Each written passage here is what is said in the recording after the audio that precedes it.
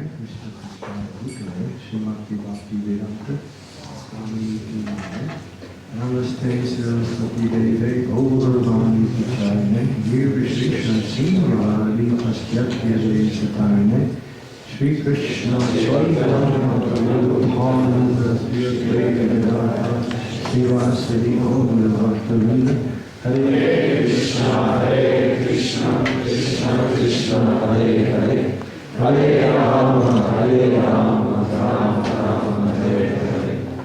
So thank you all for being here this evening. And so we're reaching the end of our wonderful weekend of Kirtan and discussion on the Holy Name.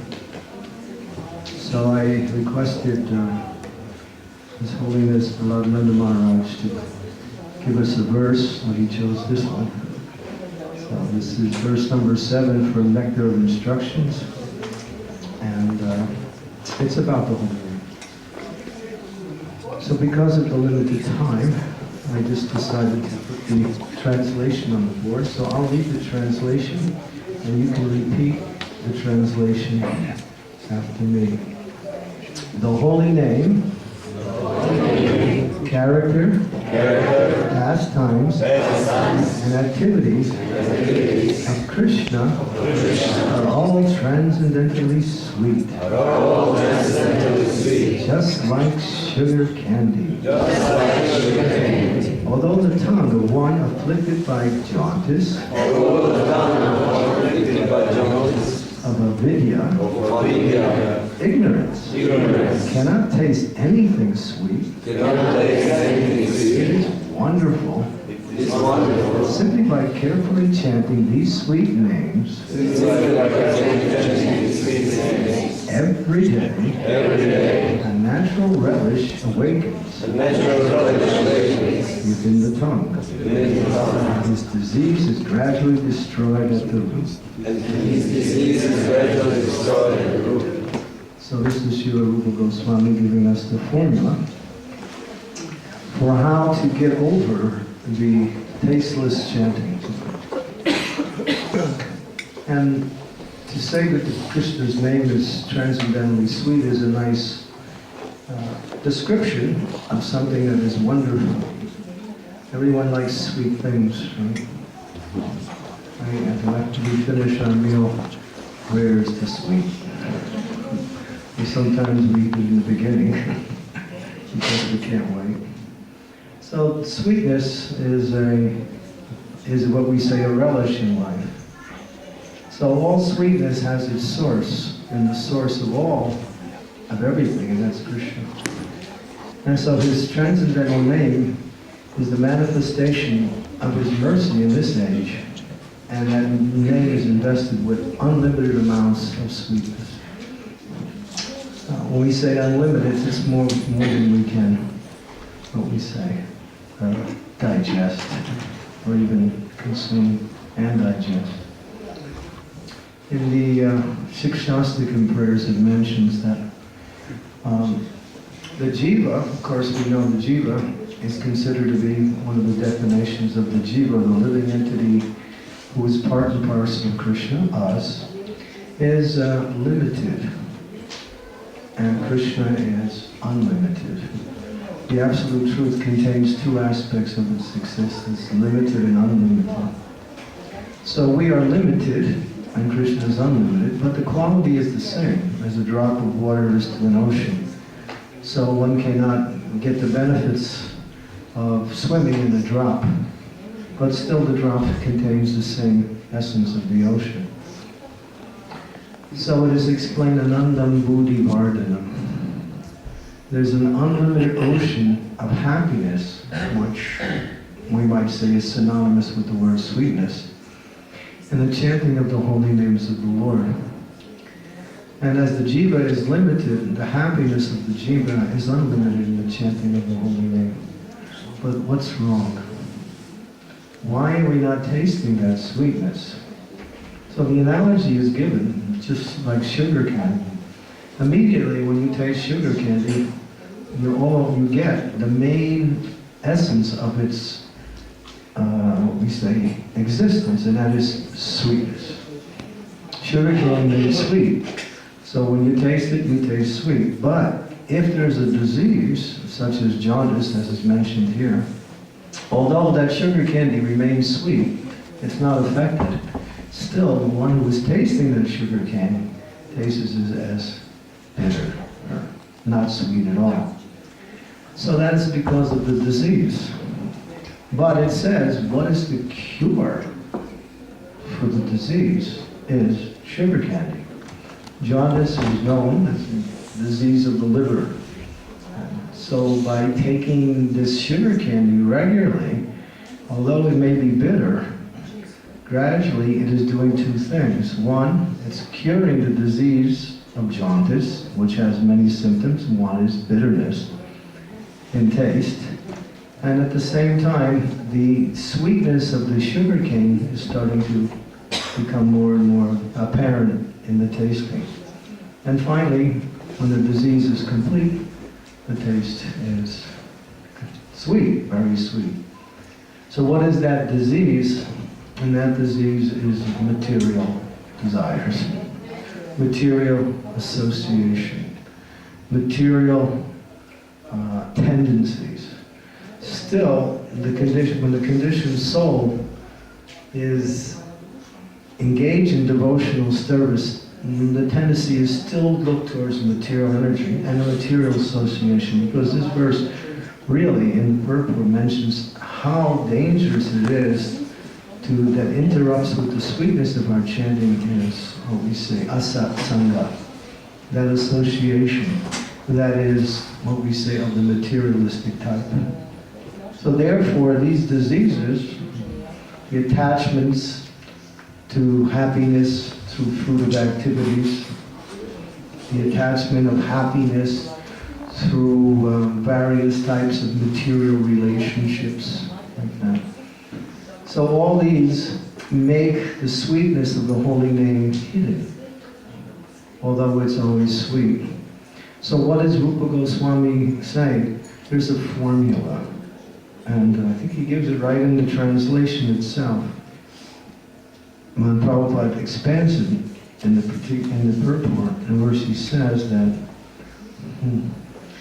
simply by carefully chanting these sweet names every day, a natural relish awakens within his tongue, and his disease is gradually destroyed. Not just destroyed, but the root cause of the disease is also removed.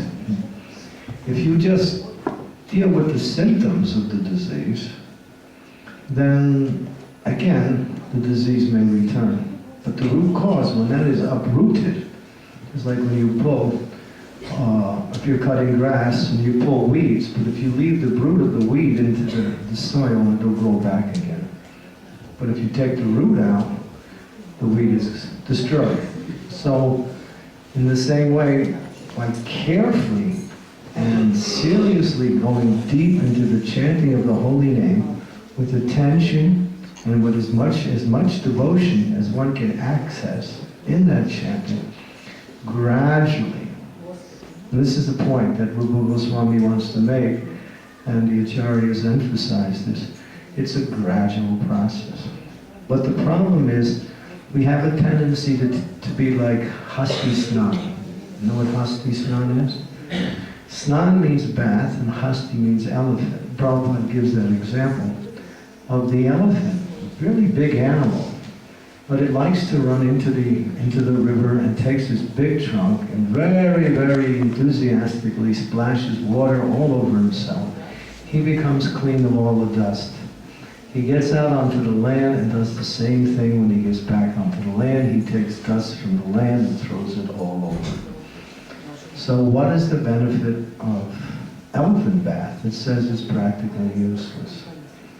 So in approaching the process of devotional service, the principle of remaining fixed in the activities makes the characteristics of transcendental qualities, devotion, and the sweetness that is there innately in the process of devotional service, what we say manifesting. It can be as fast very slow. Someone used to say, Prabhupada, how long does it take to become a pure devotee? Prabhupada said you can do it in one moment, or you can take you millions of lives. He was giving an example of how important it is to focus. And then Rupa Goswami emphasizes that in the process of chanting of the holy names of the Lord. So that's why we have these festivals. It's an opportunity to go deep into the hearing and chanting of the holy name and absorb ourselves, develop that taste, carry that taste with us, and continue to practice regular chanting of the holy names of the Lord. But if we don't avoid those things that take away from our devotional happiness, such as wrong association, are still looking towards material life for some satisfaction and some fulfillment, then it is like the elephant, simply bathing and getting dirty again. So we have to, we might say, of course many of you are, associating with worldly-minded people, but you don't have to associate with worldly-minded people, because the principle of association is to develop affection for asat, or people who are, what we say, interested in material enjoyment. Association doesn't mean physical proximity. Prabhupada gives the example. Even now, when we're associating with devotees, we could not be associating with devotees if our consciousness is somewhere else. So Prabhupada gives the example, a flea will be sitting on the king. But what does the flea and the king have to do with each other? Practically there's no relationship. So in the same way, physical proximity is an indication, but it's not the understanding of what is association. It's to develop affection. So therefore, by developing affection for and friendship with devotees, that fulfills that need which we all have to have that relationships, then we won't look towards material arrangements, material association for that fulfillment, or that need. And then one can focus nicely, and Prabhupada, as Rupa Goswami said, carefully chanting the Hare Krishna Maha Mantra. Hare Krishna, Krishna Krishna, Hare Hare, Hare Rama, Rama, Hare Hare. It's amazing when you read about the glorifications of the holy name. I mean, the Charyas and Srila Prabhupada mentions one name, not the whole mantra, just one name of Krishna, chanted purely, can destroy unlimited amounts of material, what we say, karmic reactions for millions of births. That's how powerful the holy name is. What to speak of, that's its, what to speak about the sweetness that comes with that process. So this is Krishna's name. It's so powerful. When we want that taste, but Chanchala Himana Krishna Pramati Balavadriha, the mind is always not satisfied, right? It always wants to be somewhere else where it's not. If you're here, you want to be somewhere else. If you're not here, you want to be here, right? It's just the way the mind is just restless, always going. So therefore, there is an effort that has to be made. I was in this last kirtan with Ojashri chanting. I was doing everything I could to hear every syllable. And I was just thinking, I'm going to put it in. I'm not going to listen. I'm not going to look around. I'm not going to think of anything. I'm just going to listen with all my might. And, the mind says, okay, let's fight. So he wants to fight. So then there's a battle. But if you're determined, and you get the mercy of Krishna coming by your determination, because your determination accesses Krishna's mercy, and then you find all of a sudden you're absorbed in the holy name, and then it's not a matter of a fight anymore, it just flows. We have that experience. So we want to taste Krishna's holy name. And therefore, through the process of focus on the holy names of and prayer is important. Prayer indicates our position. That even by our strong efforts to access the mercy of the holy name, it always falls short. But praying to our spiritual master, to Srila Prabhupada, to Lord Chaitanya, to Srila Haridas Thakur, to Sri Krishna himself, for his mercy, then that mercy makes our efforts successful. So this is Rupa Goswami's formula for overcoming what is called ignorance or avidya, which is the association of the material energy and the effects of that association. Thank you very much. And now His Holiness Prahladananda Maharaj will continue with this particular verse. Hare Krishna. Prabhupada ki jai.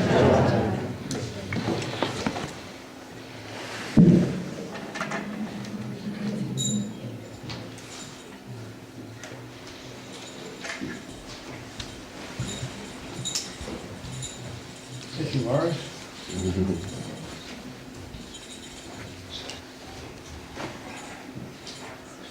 Omagyanadvanandasya Gyananjana Salakaya Sumduritam Yena Tasmai Shri Gurave Maha Namo Vishnu Praya Krishna Pristaya Gurle Srimate Bhakti Vedanta Swami Namaste Saraswati Deve Gauravani Pracharane Nirvishesha Sundari Paschatya Desharane. So thank you, Maharaj. I can just try to add a little bit to that. It was perfect and complete. Everyone wants taste, and if we don't find it in the holy name, we'll have to try to find it somewhere else. So, according to the Bhagavad Gita, we have spiritual senses. Right now, the spiritual senses are covered, and therefore we're trying to enjoy through a covering. Just like when we serve the feast here, if everyone decided to put a glove over their tongue, the feast wouldn't be so tasty. Similarly, the material energy covering the senses of the soul means that we don't really experience things as they actually are. We experience things as they are presented to us through the three modes of material nature. If we want, we can overcome that material nature through the acceptance of transcendental knowledge. As we're receiving knowledge in the material world, from those under the spell of the three modes, we can also receive knowledge from those who are in the spiritual energy. And if we accept the knowledge coming from the spiritual energy, then if we follow that, then Krishna will put us into the spiritual energy. Therefore, we have to see what's called sabandha. What is basically who we actually are? What is our identity? If we believe we're a Krishna Das or Dasi, then we have to arrange, as Prabhupada writes, we have to arrange our lives in such a way that throughout the 24 hours a day, we cannot help but think about Krishna. And thinking about Krishna means also to see everyone and everything in relation to Krishna. Srila Prabhupada established temples. So what was the idea of having temples?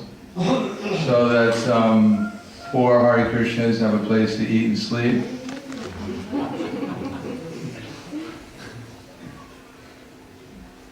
No, Prabhupada established temples to act as, first of all, as examples of how devotees should live their lives so that they can remain absorbed in service to Krishna and therefore consciousness of Krishna. And that means that Srila Prabhupada didn't expect everyone to live in a temple. but he expected everyone to make their house into a temple. And that's a question of consciousness. Actually, the soul has a tendency to serve. Service means love, and whatever we're loving, whatever we want to enjoy, whatever taste we want to get, we render some kind of service. For instance, we may love our football team, and we can't render so much service, we can't bring them water at halftime. But we just shout at the top of our lungs, praising them, trying to encourage them. So we show our love in that particular way. Similarly, if we want to love others in this material world, we render service to them. We make money, or we clean the house, we wash the dishes, we cook. We render some service. This way we show love. If we want to show love to Krishna in our daily activities, if we actually want to properly love others, because after all, people render so much service, and yet still, people are not satisfied. I may serve my family throughout my whole life, and at the end of the life, they're still complaining. As a matter of fact, according to the Bhagavatam, when you get older and you can't render the same amount of service anymore, they not only complain, but it's almost like they want to put you out to pasture, along with the old gray mare, which she used to be. So how to render service in such a way is it's actually on a different platform, on a real platform. So that service means we have to have a vision of who we're actually serving. Are we just serving people's material bodies? Or is there something deeper? Is there actually a soul within everyone's heart?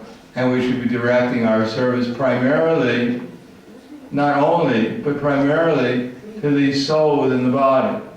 So that means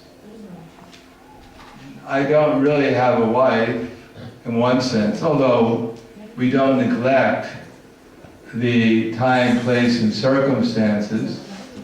But to think that this is my wife is more or less to think that someone who's riding in a Cadillac or a Volkswagen is a Cadillac or a Volkswagen. That we forget about the passenger and the drivers. So similarly, Chaitanya Mahaprabhu has given us the formula, Yari Deka Tarikaha Krishna Upadesh Amar Agai Gurahana Taridesh. Whoever we meet, that we should think, how can I help them become Krishna conscious? So this does not mean that a few book distributors, that they go out and they're trying to sell books to people, the idea that perhaps this will help them become Krishna conscious, and the rest of us, we're something other. And that's not really our duty. Our duty is we have some other duty.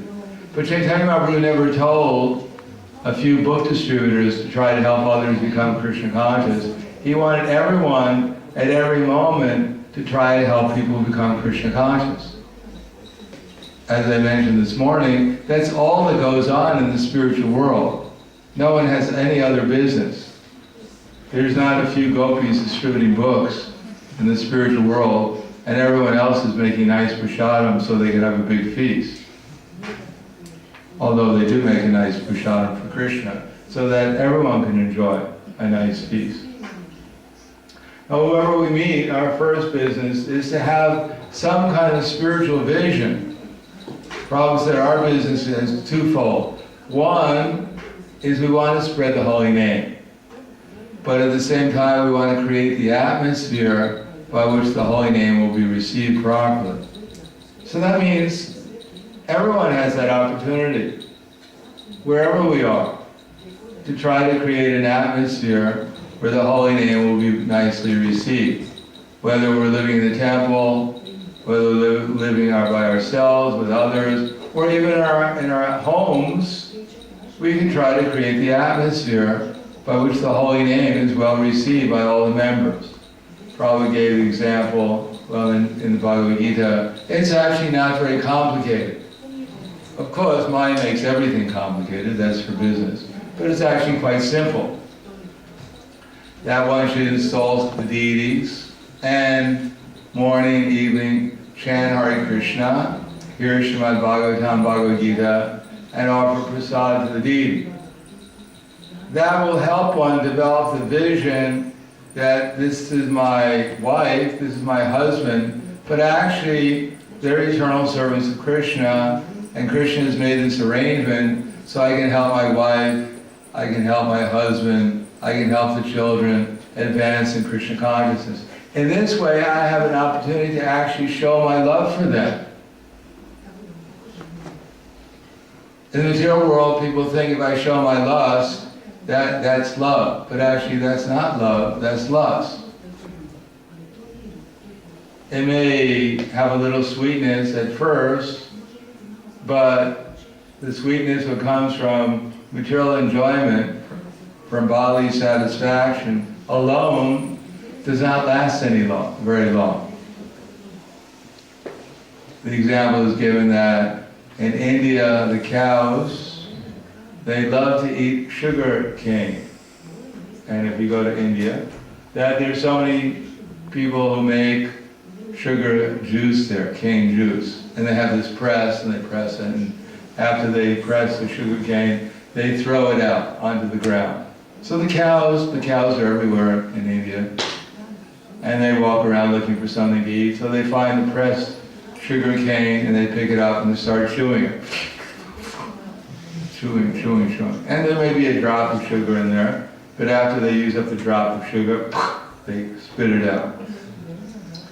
So another cow comes along and thinks, oh, here's a feast, and picks it up, the same chewed sugar cane, starts chewing, nothing there, spits it out. So all day long, one cow after another is getting the remnants of the other cows, trying to squeeze a little bit of sugar out of the cane, which is as dry as it can be. But still they're trying to squeeze some sweetness out of the sugar cane. Similarly, we can chew each other for some time, and after all, there's nothing left. And in the material world, we just spit each other out. You don't love me. And then we go try to find someone else picks us up. No sugar. Spits us out. In this way, children are produced and divorces go on, and children can't remember which part of the succession, the family they belong to. And life goes on in Kali Yuga looking for some sweetness. But actually, the sweetness is there in devotional service. If we actually love others and we try to help them become Krishna conscious, then we'll experience the sweetness that comes from devotional service. That opportunity is there everywhere. And especially we have to take advantage of it in household life or in the temple. Now the temple is supposed to show the example of devotees just feeling that sweetness by so much absorption in Krishna consciousness. Everything is there, the deities are there. The same thing that could be there in the household life. The chanting is there, the prasadam is there, the hearing about Krishna is there. It's not really different. And at the same time, the devotees are supposed to be fixed in service. That I'm here not because I didn't want to get a job, I didn't want to support a wife, children are a botheration, just to get my clothes pressed and some prasadam, I didn't want to work so hard. So I came to the temple, chant a few rounds, show up at Mangalarti, and then I get my food, and I may have to wash my own clothes, but what the heck. No, the idea is that the mood, whoever we meet, we try to help them become Krishna conscious. So those living in the temple show that mood that I'm your servant. Prabhupada used to say when we first joined, we're all called Prabhu. Prabhupada said it doesn't mean that you're the master. not that I joined the temple, and finally I got to a place where everyone's calling me master. That's why I like the temple. I call other people master just to make them feel good, but I don't really believe that, and I hope they don't believe it either. Oh, you think you're master, Prabhu, you're puffed up. You don't know who your master is. The humble people like me. No, that mood of that you're my master, I'm here to serve you, and then when we actually have that sweetness, then we can extend it, we become enthusiastic to extend it to others. That I'm here in the street, or at your door-to-door, and I'm here to serve you, to help you revive your relationship to Krishna, because that's what my spiritual master in the succession has told me is my service to Chaitanya Mahaprabhu. And if we have that mood, and we practice that mood amongst ourselves, and we experience that sweetness, then it'll even be sweeter when people are not familiar with Krishna, the innocent people, when we actually try to extend that service to them too. That Chaitanya Mahaprabhu must empower us even more to give that sweetness to others. Amongst ourselves, sometimes we take each other for granted, and we're not so anxious to give that sweetness to others. We're not so much relying upon Krishna because we think, well, I don't really have to try so hard dealing with my husband or wife, dealing with my children or my friends, because familiarity breeds contempt. But we have to try. And if we make that effort and get some sweetness, then when we go out and meet unfamiliar people, who we cannot convince by our effulgence very easily. We can't convince by our high-class dress or my haircut. We have to convince them by our enthusiasm, by our confidence, by our appreciation of them, by our friendly attitude, by so many qualities which will be Krishna will empower us with, if that's what we want, to help others become Krishna conscious. Of course, we may go out there and we actually start imagining that I am the enthusiasm, I am the confidence, I am so many great qualities, I am so great that why don't they realize that? Why don't the other devotees realize how great I am? That's the problem in the Hare Krishna movement. So we have to avoid also becoming puffed up with our enthusiasm, puffed up with our advancement in Krishna consciousness. We have to understand that these are all gifts that are available to us through this succession, that are just waiting for anyone who would like to take up the mission of Chaitanya Mahaprabhu by serving the instructions of Srila Rupa Goswami, performing our sadhana, personal sadhana, and try to extend that to our family members, to our friends, and to the innocent people, and at the same time, try to cut down on Facebook. Fast from Facebook at least once a week. Maybe on every Ekadasi, if you can't do it once a week. In other words, try to avoid just mindless association. That there's so much mindless association out there. When you hear the news, I guess the only thing you can learn, as they say, from history, is that people don't learn from history. So things like the news, it's just mindless. It's all people who are telling us what's going on in the world. They have no idea what's going on in the world. Because they have no idea that who they are. Not only they don't know that they're a Krishna servant, but they're actually identifying themselves with some gross or subtle body. And therefore all the information about conspiracies and wars and this and that, it's all coming from people who are bewildered by the illusory energy. They have no solution. Resolution, revolution, dissolution, no solution. Therefore, hearing from such persons, not that we don't read the headlines, it's good to read the headlines sometimes. I remember one time I went to Bolivia, and I arrived at the airport. It was my first time in Bolivia, and I, as devotees, especially in South America, I didn't read the newspaper. But I should have read the newspaper because there was a war going on in Bolivia when I arrived. Which was rather uncomfortable, especially I was wondering why there's no one at the airport except for me and a few other people. And why are all these strange noises going on all around us, you know? Sound like gunfire. And I was wondering why is no one leaving the airport?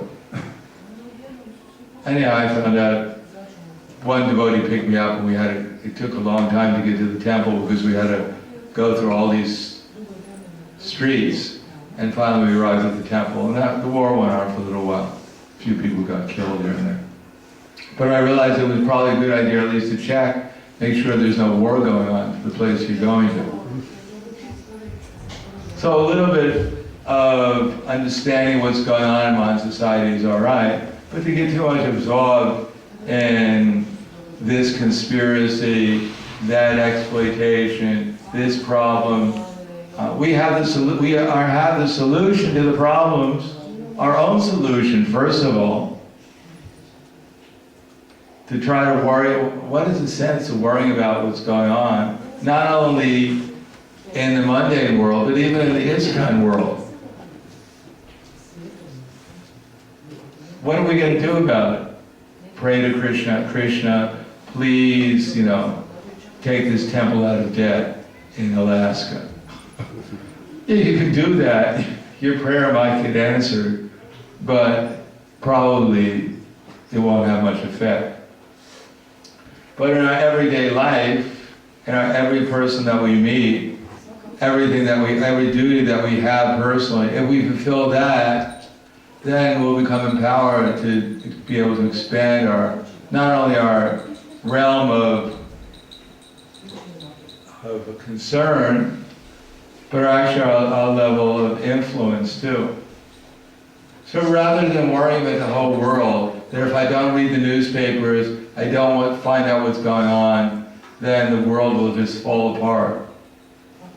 Actually, if we read the newspapers enough, we hear the gospel enough, not only about the world, but even in ISKCON, our world will probably fall apart after a while, our spiritual world. So to neglect this, upeksha, not to become overly concerned, but to be concerned with what we're actually able to influence, just to tell someone about Krishna.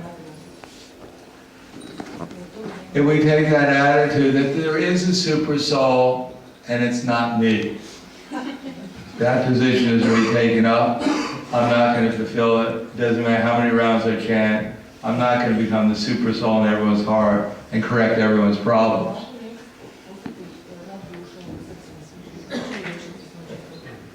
Therefore, leave it up to the super soul. He's pretty good at it. He tries the best he can, at least, and I don't think we'll do any better. So, peace of mind that my duty is not to save every living entity immediately.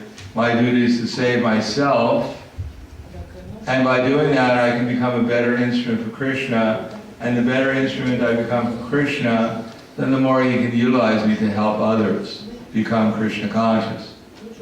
That will take a tremendous burden away from us. Our only duty is to do what Krishna wants us to do, what our spiritual authorities want us to do, and if we're willing to do that, then we'll be able to chant peacefully, happily, attentively, feelingly, and we'll become Krishna conscious. And we'll be able to offer that formula to others, who's ever willing and able and receptive to whatever realizations we have. Then individually, because it's not going to be some savior coming to ISKCON. Just like practically the whole ISKCON was always after Prabhupada, because Prabhupada was such a central figure, so powerful spiritually, that after his disappearance, then the whole idea was, who's going to be the saviors to come and take Prabhupada's position. So Prabhupada didn't really expect like that, nor did he organize his society for so many years so that eventually one savior would come and everyone would be saved by them. No, he wanted each one of us to be the saviors. First of all, to do something to save ourselves, and then become a proper instrument to help others, to save others. So each one of us have that responsibility, not only to the world outside of us, but even in our own family lives. We have a responsibility to our children to try to help them become Krishna conscious. Even our pets, if we have any of them. Every living entity we come in contact with, then Krishna will give us a taste. He'll give us a taste for devotional service. He'll give us a taste for Him ultimately, and for His dear devotees. If we're willing to become an instrument like that. Because in the spiritual world, that's our duty, and we make this existence, which is just an opportunity to us, we make that into a Krishna conscious pastime, then the same opportunity that's there in the spiritual world, moment to moment, can be here in this world also. But we just have to understand things properly and accept them. So, let's stop there. Does anyone have any questions?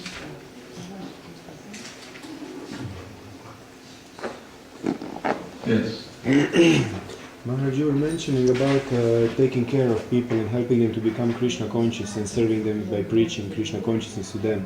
But is it also a service to them if we help them, if they have some need, like either they're emotionally distressed, like especially close people to us, relatives, or we need to do some service to devotee to massage him or something like that, and we are thinking that by doing that service, we will help him to serve better Krishna and to help him to come closer to that also.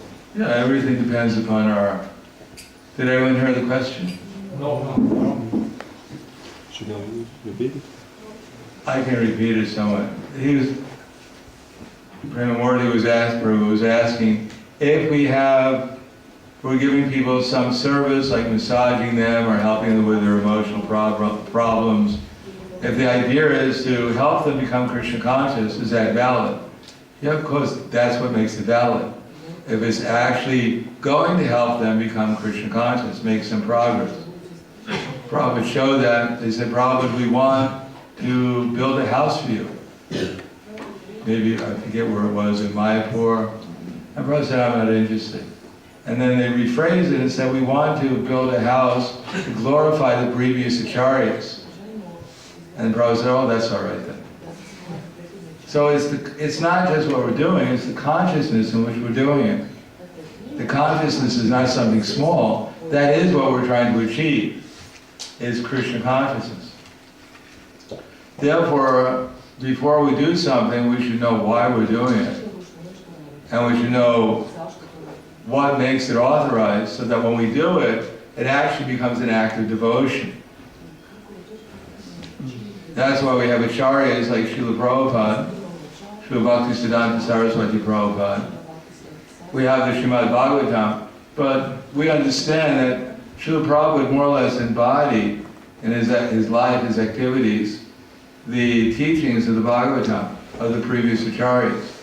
So we have a perfect example of how to work in this material world on every level, so that we can help people. Prabhupada distributed prasadam, he helped people. Of course, he didn't psychoanalyze them.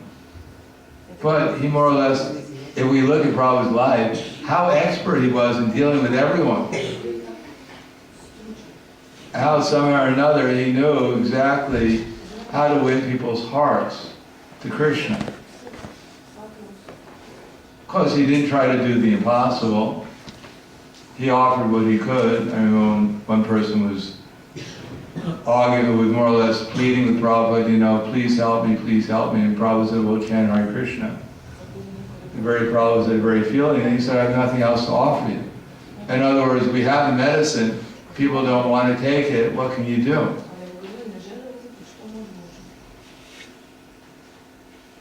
But Prabhupada knew what he was capable of doing to help people. And he did everything he could to help them in every respect. So we have to see Prabhupada's life, the life of the Acharyas, the life of in the Srimad Bhagavatam, and see how to help people become Krishna conscious. That may entail many things. Murray Gupta was a physician, but his life was absorbed in Krishna consciousness. So when he saw the peacock fan, when he was administering to the king, the Muslim king, when he saw the peacock fan, he remembered Krishna, and he fell unconscious from the dais. So the king got off the dais and said, "What's the matter?" He said, "Well, I have some disease, epilepsy, so sometimes it happens to me." But the king realized that no, this person's completely absorbed in ecstasy, in love of God. So some things we may even do some things like different occupations, but we shouldn't forget Krishna or what we're trying to achieve. So that takes a lot of expertise, a lot of serious consideration. All right, I think it's time for Arti. Are they going to have? Yeah, Arti is next. Okay. Thank you very much. Candramauli Swami Construction Ki Jai. Srila Prabhupada Ki Jai.